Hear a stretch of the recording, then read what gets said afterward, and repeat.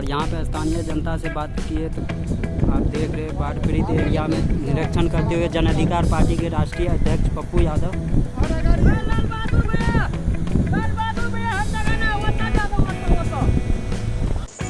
नमस्कार, मेरा नाम कनिका और आप देख रहे हैं दा3 न्यूज़।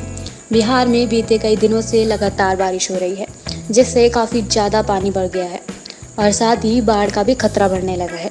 बैराज से जब पानी छोड़ा गया तो जल स्तर काफ़ी ज़्यादा बढ़ गया है और कोसी क्षेत्र के जितने भी गांव हैं सबका जीवन अस्त व्यस्त हो गया। किसी के घर तो किसी के आंगन में बुरी तरह पानी भर गया। इसी का जायजा लेने आज जन अधिकार पार्टी के अध्यक्ष एवं पूर्व सांसद राजेश रंजन उर्फ पप्पू यादव जी आए, जिसमें सुपौल जिले के कई बड़े ग्रस्त क्षेत्र का निर्माण किया, नाव एवं पैदल से और लोगों के आम समस्या को भी सुना, जिसमें लोगों में अपने जुबानी डर भरा कहानी सुनाई। कितना मुश्किल होता है जीवन यापन करने, बाढ़ में रहना, पानी का डर और कहीं भी चीज़ों का डर, कैसे जैसे भोजन नहीं मिल पा रहा है, घर टूट गया इत्यादि समस्या थी, जिसके किए कुछ राहत भी दिए और लोगों का कहना है कि कोई देखने वाला नहीं। जैसे जिला प्रशासन नहीं, बिहार सरकार के द्वारा नहीं, भारत सरकार के द्वारा कोई राहत एवं कोई समस्या का हल नहीं किया जा रहा। ये किसी एक साल के नहीं, प्रति वर्ष का है। ये हाल इसलिए लोगों के दर्द को समझा और जल्द से जल्द हल निकालने का भरोसा भी दिया है सभी लोगों को, जिसमें आज के छात्र थे सुपौल जिले के निर्मली प्रखंड के कुनोली, डगमारा, दिघिया, वजारी, मरोना, गोंगारिया जैसे छात्रों का संघ निरीक्षण किए। प्रमुख साहब विजय बाबू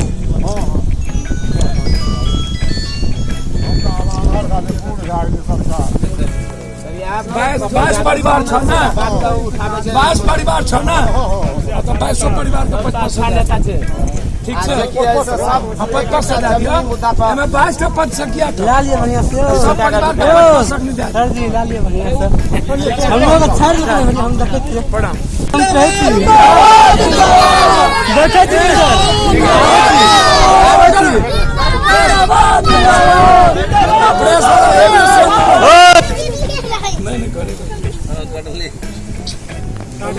यहाँ से लेकर के तो आप ले लीजिएगा और सिकराटा तक जो स्थिति है, मुझे लगता है कि नेपाल यदि 2.5 लाख से ऊपर पानी जब छोड़ देंगे तो मुझे नहीं लगता कि कोई गांव कुशहा से बड़ी घटना न घट जाए, त्रासदी बहुत बड़ी हो जाए। अब फिर से एक नया लूट का एक रास्ता बन गया है सरकार के लिए। अब कहीं भी अस्पर नहीं है। दूसरी बात, आप काम कभी नहीं किए, टेंडर हुआ, इस इलाके के नाम पर पैसा उठ गई। इस बार जब पानी आया तो इस इलाके के लोग ही पूरा में मेहनत कर दिए। अब मुझे लगता है कि मैं बार बार, आप देखते होंगे कि मैं बाढ़ के सवालों को लेकर बार बार बोलता हूँ कि आज़ाद हिंदुस्तान के 70 साल के बाद फड़क्का तोड़ने की बात मैंने हमेशा किया कि जब तक फड़क्का रहेगा बिहार को कोई नहीं बचा सकता। आप गंडक, कमला, गोदावरी, महानंदा, कनकई, भूथी बलान, केहर, कनहर, कोसी, सोन और गंगा, जब हम गंडक, कमला, कोसी और गोदावरी की बात करते हैं, गोदावरी की, तो इसका जो गाद है वो सबसे ज्यादा गंगा में जाके रुकता है। अब फड़क्का ऊंचा हो गया, गंगा गहरा हो गया, तो कोई रिसोर्सेस नहीं है गाद को फड़क्का के बाद जाने का, तो बिहार बच ही नहीं सकता। हमने कई बार प्राइम मिनिस्टर से बातचीत की उस बीच में, फिर लोकसभा में ये मामला उठा कि फड़क्का का जो मुहिम है, मुहान है, आप उसको चौड़ा करिए या तो उसको तोड़िए, अन्यथा बिहार एक दिन कोलैप्स कर जाएगा। अब भीमनगर बैरेज को लगभग 28 साल से 29 साल उसकी जो आयु है उससे ज्यादा हो गई, और जब भीमनगर बैरेज बना था उस वक्त गाद बहुत ज्यादा नहीं था। अब गाद का प्रेशर बहुत हो गया, कोसी की ऊंचाई हो गई। अब लगातार जो नेता हैं, जो उसकी सरकार थी 30 साल, 40 साल, 45 सालों में इस इलाके को दुधारू गाय समझ लिया सिंचाई। खास तौर पर जब बिहार का बंटवारा हुआ, जब मिनरल सब चला गया झारखंड में, तो बालू के अलावे, सिंचाई के अलावे इस इलाके में माफियाओं को, अपराधियों को, दादाओं को, नेताओं को, पदाधिकारी को लूटने का जो चारागाह है वो सबसे ज्यादा है इन्हीं चीजों में। तो सिंचाई की स्थिति यह हुई कि हर साल कमला, हम अगले बार भी जब कमला टूटा था तो हम बार बार सरकार से कहते थे। नीतीश कुमार 4.5 महीने के बाद जब हम कमला बांध पर गए तो नीतीश की नींद टूटी और नीतीश कुमार ने पर्दा लगा के कमला न कमला बांध को टपा और बाद में उन्होंने एक बयान दे दिया कि हम यहाँ भी बैरेज बनाने की शुरुआत करेंगे। अब नीतीश कुमार तो पहले यह बताया कि भीमनगर और फरक्का बैरेज तोड़ने का चिट्ठी आपने भी लिखा और फिर नया बैरेज आप किस मुहिम से अपने चुनाव के घड़ी आपने बोल दिया कि नया बैरेज की। इसके पहले आप कहाँ थे? 4 कटान हुआ। तो आप जरा मुझको ये बताइए नीतीश कुमार जी, साल भर वो 4 कटान पर काम क्यों नहीं हुआ? जिस दिन आप आ रहे थे 24 तारीख को, ठीक है, 21 तारीख से 24 तारीख के बीच में एक कटान पर 340 करोड़ का काम हुआ। 4 बड़ी कटाने थी, 340 करोड़, एक पर हुआ 280 करोड़, एक पर हुआ लगभग 380 करोड़ का। तो 4 कटान पर 340 240 करोड़ का काम आपने कर करके बोरा भर के उस पर आपने प्लेट नहीं दिया। बिना प्लेट के आप बांध बनने की तैयारी हो गई और जो कमला के बगल में जो किसानों का खेत था उसकी नहर को आपने बांध दिया, बंद कर दी। तो कमला के बगल के किसान तो बर्बाद हो गए। कोसी की त्रासदगी तो हमारी नियति बन गई, हमारे लिए अभिशाप हो गया।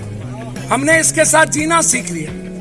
हमें लगता है कि ये मेरे किस्मत के साथ खत्म होगा। इसलिए मैंने कहा है 30 साल बनाम 3 साल, 30 साल तुम्हारा 3 साल हमारा। 3 साल में बाढ़ से मुक्ति नहीं मिली। आपने छोटी छोटी सारी नदियों को मट्टी भरने दिया और उसकी मुहिम को ठीक नहीं किया। आपने केनाल, नहर, शहर को आपने बंद कर दी, आप उसकी पानी को खेत में नहीं ले गए। तो बाढ़ से मुक्ति किसी भी सरकार की नीड्स नहीं रही, जरूरत नहीं रहा। उसने इस्तेमाल किया मिथिला को, कोसी को, सीमांचल को, मोतिहारी को, सीभर को, बेतिया को। अब नेपाल तो हमारे साथ हमेशा बदमाशी करता है, जायती करता है। आप 1 साल से नेपाल जायती कर रहा था। कमला जो भीतर में है, कोसी का जो कई स्पर है, बांध है, उसको बांध ठीक से मरम्मत नहीं करने दिया जा रहा है। तो नीतीश बाबू आप सोए हुए कहाँ थे? नेपाल ने तो भारत के साथ ऐसी दुश्मनी कर ली। हमारा संबंध बेटी रोटी का था। अब तो स्थिति यह है कि यदि बेटी जाएगा तो 7 साल के बाद उसकी नागरिकता मिलेगी। स्थिति यह है कि यदि बाप माँ मर जाए तो अब कोई बेटी और कोई रिश्तेदार नेपाल से अब आने की स्थिति में नहीं है। तो आप जरा बताइए, रिश्ता भी खत्म कर दिए, एक बार बातचीत नहीं हुई। अब नेपाल की नियति पर आप बिहार को छोड़ दीजिए, तो इससे बड़ा दुर्भाग्य कुछ नहीं है। 30 सालों में इन नेताओं ने बेहतरीन तरीके से 2 किलो चावल, वो भी अरबा चावल, मेरा ही चावल, जनता के पैसा का 2 किलो अरबा चावल और 1 क्विंटल 2 क्विंटल चावल दे करके आप हमेशा वोट की सियासत करते हैं कि बाढ़ तो आया था, वो भगवान की देन थी, हमने आपको 2 क्विंटल अनाज दे दिया। तो अब लोगों को लगता है कि ये 2 क्विंटल अनाज दे दिया। जैसे नरेंद्र मोदी को जब कुछ नहीं मिला, 4 महीना कोरोना वायरस से मारते रहे। यदि तुम नहीं मारते तो पप्पू यादव को जरूरत तो थी नहीं 12 करोड़ रुपया मजदूरों के अकाउंट में ट्रांसफर करने की। आप सरकार की जिम्मेदारी थी कोटा से बच्चों को लाने की, या दिल्ली से बस भेजने की, या खाना देने की जिम्मेदारी सरकार की थी। पप्पू यादव को तो थी नहीं। झारखंड को पप्पू यादव को देना पड़ा। मध्य प्रदेश और उत्तर प्रदेश, मेरठ और झांसी के इलाके के मजदूरों को पप्पू यादव को खाना देना पड़ा। तो अब नरेंद्र मोदी जब चुनाव आया 4 महीने के बाद, जब क्वारंटाइन में तुमने 59 को मार दिया, श्रमिक ट्रेन में 182 आदमी मरे, लगातार लगभग 22 लाख बिहार के मजदूर पैदल चल के लहूलुहान घर पहुंचा। और अब 4 महीने के बाद छठी माई याद आता है, कहता है कि 5 किलो चावल और 1 किलो नहीं चना हम देंगे। 15 लाख से 5 किलो और ये 5 किलो चावल। क्या आप औकात दिखाते हो बिहारियों को? क्या छठी मैया इनको अभी याद क्यों है? मिथिला और भोजपुरी में ट्वीट करने की प्रवृत्ति, सौदा करते हो ना। आप 1.25 लाख करोड़ क्या किए? आप विशेष पैकेज का क्या किए? आप विशेष राज्य का क्या किए? केंद्रीय विश्वविद्यालय का क्या किए? आप बाढ़ में 10,000 करोड़ रुपया की घोषणा हुई थी कि हम 1,00,000 करोड़ रुपया बाढ़ के लिए, मुक्ति के लिए देंगे। आप 5,000 करोड़ रुपया आज तक नहीं दिए। जीएसटी 4 महीने का, हम 4 साल का अपने बिहार को नहीं दिया। अभी तक जीएसटी नहीं मिली हमको इस साल का। तो इन नेताओं का मतलब ही है शोषण और आम आदमी के आंखों को आह्वास करना, मैनिपुलेशन करना, फिर कंप्लीट रूप से उसको आप इतने समझिए कि मार्केटिंग किया जाता है मैनिपुलेशन करके आज सोशल मीडिया के द्वारा। तो मोदी को बताना चाहिए कि हमारी नियति में क्या ये लिखा गया है क्या, और 5 किलो हमारी औकात है क्या। तो इसीलिए लड़ाई बहुत बड़ी है। हम बार बार कहते हैं और लगातार 25 दिनों से मैं कमला गंडक के बांध पर सो के नीतीश कुमार को कहा हूं, ये बहाना मत करना कि नेपाल के कारण हम तबाह हो गए। जब चिमकी बुखार आता है तो गर्मी के कारण हो जाता है, जब डेंगू होता है तो कहता है ठंडा हो गया। पटना जब फिर डूबा तो बोला पप्पू यादव कहाँ है, तो इसने कहा मैं क्या करूं, चिमकी बुखार के चलते पटना डूब गया। 2 किलोमीटर पर नीतीश कुमार का घर है और 15 लाख लोगों को पप्पू यादव को खाना खिलाना पड़ा। और सुशील मोदी हाफ पैंट पहन करके घर से निकल के भाग गए अपनी बीवी के साथ, और उसके घर में गार्ड को 9 दिन 11 दिन खाना हम दिए। तो अब नेताओं से आप कोई एक्सपेक्टेशन मत करिए ना। अब जात पात के आधार पर आप यदि धर्म हिंदू मुसलमान के आधार पर यदि नेताओं की और अपनी राजनीति बिहार को बर्बाद करते हैं तो ये तो बहुत दुखद है।